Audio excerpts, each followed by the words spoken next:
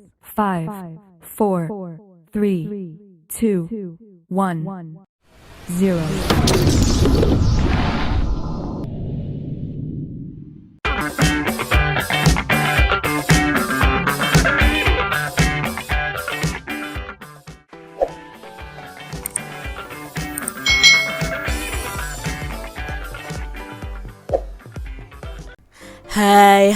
Hai, selamat datang di channel YouTube Kak Citra. Apa kabar adik-adik semuanya? Kak Citra berharap kalian dalam keadaan yang baik, sehat, dan siap untuk belajar ya. Hari ini kita akan belajar bersama-sama untuk mata pelajaran tematik kelas 2. Kita belajar di tema 7, kebersamaan, subtema 3, kebersamaan di tempat bermain, pembelajaran yang ke-6. Mari adik-adik kita belajar dengan penuh semangat ya. Adik-adik perhatikan gambar berikut ini. Bermain di halaman rumah. Seusai sekolah, teman-teman Siti pergi ke rumah Siti. Rumah teman-teman Siti ini saling berdekatan. Mereka bermain di halaman. Siti dan teman-temannya bermain berburu hewan. Apa itu permainan berburu hewan adik-adik? Lalu bagaimana ya cara memainkannya? Mari kita simak penjelasan tentang permainan berburu hewan berikut ini. Latar belakang permainan berburu hewan ini adik-adik. Permainan ini itu dibuat untuk mengisi waktu luang pada sore hari, yaitu dengan cara menirukan orang yang sedang berburu binatang dengan cara melempar benda untuk menangkap binatang tersebut. Pemainnya adalah biasanya ya pemain atau pesertanya itu semua umur, baik anak-anak maupun orang dewasa juga bisa ikut bermain permainan ini. Pesertanya itu sekitar 5 sampai 10 orang sesuai banyaknya peserta yang akan memainkannya. Jalannya permainan bagaimana? Nah, pertama kali itu diawali dengan cara diundi atau hompimpa alayum gambreng po ipah pakai baju rombeng, misalnya seperti itu ya adik-adik ya. Nah, untuk hompimpa itu kalian harus mencari 2 orang yang menjadi pemburu dan sisanya itu menjadi binatang sebagai sasarannya. Nah, nanti si pemburu ini bertugas untuk memburu binatang dan menangkap binatang yang ada. Dengan cara apa? Dengan cara melempar bola ya kepada hewan. Nah, nanti kalau misalnya hewannya itu terkena lemparan bola, itu artinya sudah tertangkap. Nah, dalam permainan ini yang menang adalah peserta yang paling terakhir berada di lapangan permainan. Misalnya yang paling akhir tidak terkena nih, selalu menghindar terus dari kejaran si pemburu adalah Udin, maka Udinlah pemenangnya adik-adik. Tetapi kalau si pemburu ini berhasil menangkap semua binatang, berarti pemburu adalah pemenangnya. Itu ya adik-adik ya cara bermain berburu hewan. Bagaimana ya cara bermain berburu hewan? Nah, tadi sudah Kak Citra jelaskan ya bagaimana cara bermain berburu hewan. Pertama harus hompipah dulu, tentukan yang menjadi pemburu dan yang menjadi binatang sasaran. Lalu pemburunya itu harus melempar bola kepada binatang atau hewan buruan. Nah, nanti binatang atau hewan buruan yang terkena bola itu artinya berarti sudah ditangkap. Seperti itu cara bermainnya. Lalu sebutkan tempat bermainmu yang sering kamu lakukan bersama teman-temanmu. Nah, mungkin kalian sering bermain di halaman sekolah, di taman, halaman rumah, dan di lapangan. Sebutkan contoh sikap yang baik terhadap teman yang memiliki permainan kesukaan yang berbeda. Nah, contohnya ya sikap kita terhadap teman yang berbeda permainan kesukaan adalah kita harus tetap mau bermain bersama. Kita harus saling menghormati adik-adik dan tidak mengejek permainan kesukaan dari teman kita, walaupun itu berbeda dengan permainan kesukaan kita.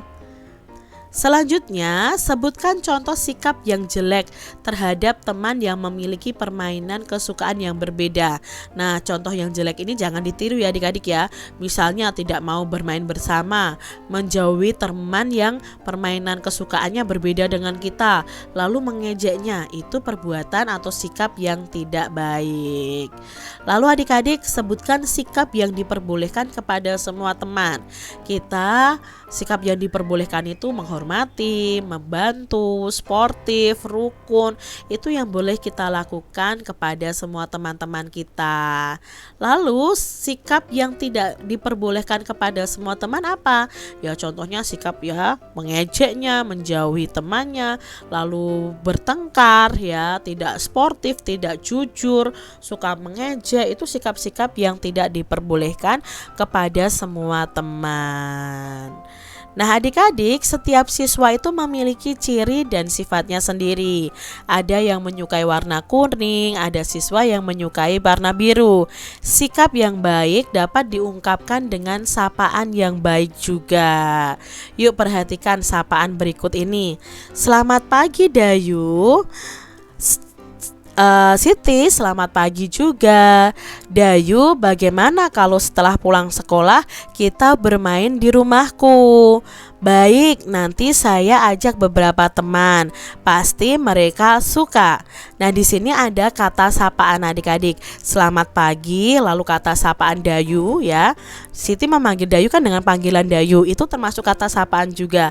Lalu Dayu juga menyapa Siti dengan ucapan selamat pagi dan dengan kata Siti. Kata Siti itu juga termasuk dalam kata sapaan karena menyapa orang lain dengan namanya. Nah itu ya adik-adik ya. Dalam percakapan itu ada kata sapaan seperti selamat pagi, Siti, dan Dayu. Buatlah kalimat yang menggunakan kata sapaan berikut ini adik-adik. Nah di sini Kak Citra ada contoh nih, misalnya menggunakan kata sapaan Siti. Nah bisa begini, hai Siti, kamu mau pergi kemana? Lalu kata sapanya Pak Guru, misalnya kalian mengucapkan selamat pagi Pak Guru, berarti kalian sudah menyapa Pak Guru kalian. Lalu ada kata adik, nah adik mari kita bermain bersama. Lalu menyapa kakak, kakak di mana kakak meletakkan tas misalnya ya. Lalu dengan kata kamu, hari ini kamu sudah berlatih dengan hebat misalnya seperti itu. Lalu kami bersama-sama memberikan salam ke Bu Guru. Lalu ada kata kita, misalnya hari Sabtu kita akan ke pantai. Ini ya contoh kata sapaan. Siti dan teman-temannya bermain berburu hewan. Siswa yang berperan sebagai hewan jika terkena lemparan harus keluar area. Siti melempar bola ke arah Dayu. Kaki Dayu terkena lemparan Siti.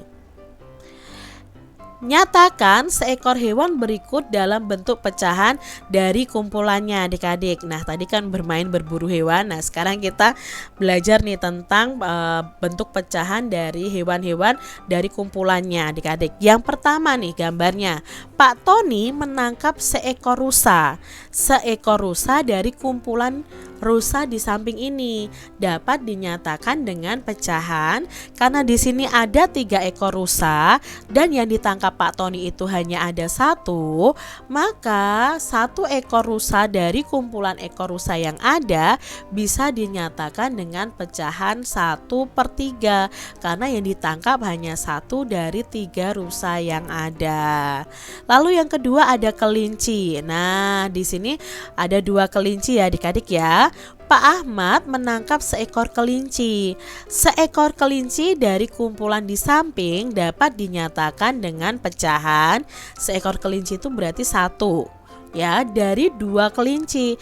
Maka 1 ekor kelinci itu dianggap 1/2 bagian atau 1 kelinci dari 2 kelinci yang ada. Lalu berikutnya adik-adik, Pak Mahmud menangkap seekor ayam.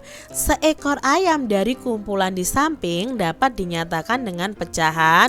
Nah, kumpulan ayamnya ada 4. Hanya ada seekor ayam dari kumpulan ini ya yang ditangkap oleh Pak Mahmud. Berarti satu ayam dari kumpulan yang ada itu bisa dinyatakan dengan pecahan 1/4. Berarti yang ditangkap satu bagian, satu ayam dari 4 ayam yang ada. Selanjutnya ada gambar kucing nih adik-adik. Banyaknya kucing abu-abu di samping dapat dinyatakan dengan pecahan. Nah, karena banyak kucingnya ini hanya ada satu dari kucing abu-abunya hanya ada satu dari 2 kucing yang ada, maka kucing abu-abu ini dapat dinyatakan dengan pecahan 1/2. Soal berikutnya adik-adik, Pak Somad memiliki 2 ekor kambing. Seekor kambingnya dijual. Kambing yang dijual dapat dinyatakan dengan pecahan, maka pecahannya adalah 1/2 karena 1 ekor kambing yang dijual dari 2 ekor kambing yang ada. Mudah ya adik-adik ya. Nah, pasangkan antara pecahan dan gambar yang sesuai. Nah, gambar yang pertama adik-adik ada 2 kue, maka 1 kuenya dimakan, berarti diberi tanda silang. Berapa kue yang dimakan kalau dinyatakan dalam pecahan? Ya, ini adalah setengah. Lalu di sini ada 4 biskuit dan dimakan 1. Berarti 1 biskuit dari semua kumpulan biskuit yang ada itu adalah 1/4. Lalu ada gambar pizza ya, dibagi 4, 1 pizza dimakan. Berarti 1 bagian pizza ini dari semua bagian yang ada itu nilainya adalah 1/4. Lalu ada kue lagi ya. Kue ini dibagi menjadi 3 bagian sama besar, dimakan 1. Maka 1 kue ini yang dimakan itu sama dengan 1/3 bagian. Jadi yang dimakan hanya 1 kue dari 3 bagian yang ada. Berikutnya ada kue puding, juga dibagi menjadi 3, lalu dimakan 1. Berarti 1 bagian ini dapat dinyatakan menjadi pecahan 1/3. Lalu ada sandwich ya adik-adik atau kue lapis di sini. Ada 4. Nah, 1 dimakan, berarti yang dimakan ini nilainya adalah 1/4 karena yang dimakan itu hanya 1 dari 4 kue yang ada. Seperti itu adik-adik ya, semoga mudah dipahami. Nah, adik-adik perhatikan gambar berikut ini. Kalian akan belajar membuat patung hewan. Nah, membuat patung hewannya bisa menggunakan yang namanya tanah liat atau bisa juga menggunakan plastisin. Siapkan dulu tanah liat atau plastisin. Kalau kalian menggunakan tanah liat, kalian butuh bantuan air adik-adik dan meja putar seperti ini kalau kalian menggunakan tanah liat. Lalu siapkan gambar rancangan patungnya. Tempatkan tanah liat atau plastisin di atas meja, lalu putar sedikit demi sedikit. Cara membuatnya seperti ini adik-adik. Pijat-pijat bahan hingga membentuk sesuai bentuk yang kita inginkan. Misalnya ini kan membuat vas bunga. Kalau kalian ingin membuat hewan, ya hewan apa yang akan kalian buat. Nah, jika bahannya kurang bisa ditambahi. Sebaliknya, jika bahannya berlebih bisa dikurangi. Nah, sempurnakan bentuk dengan alat bantu, lalu berikan sentuhan akhir dengan membentuk detail patung dan dihaluskan lalu dijemur kalau memakai tanah liat. Kalau memakai plastisin tidak perlu dijemur adik-adik. Jadi ini adalah proses pembuatan patung dari tanah liat ataupun dari plastisin. Kalau plastisin mungkin kecil ya adik-adik ya, bisa kita buat. Kalian bisa praktekkan di rumah kalian masing-masing. Demikian tadi adik-adik pembahasan kita di tema 7, subtema 3 pembelajaran yang ke-6. Semoga video pembelajaran ini bermanfaat ya untuk adik-adik semuanya. Dan sampai jumpa lagi di video pembelajaran Kak Citra selanjutnya. Tuhan memberkati. Jangan lupa tekan tombol subscribe, lalu tekan loncengnya, tekan juga tombol like, lalu share ke media sosial kalian. Jangan lupa untuk ikuti media sosial Kak Citra. Terima kasih.